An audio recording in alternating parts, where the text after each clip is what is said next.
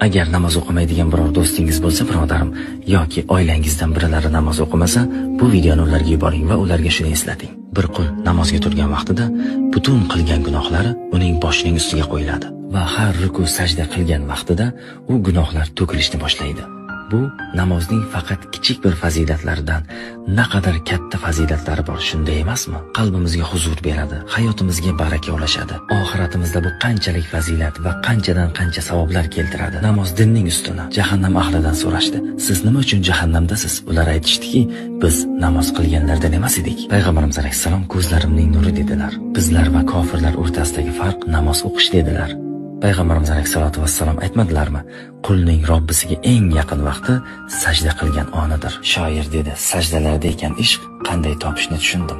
Bu ishqqa ehtiyoji borlarni va namoz o'qimaydiganlar bilan bu videoni baham ko'ring. Balki birlarining namoziga vasila bo'larsiz.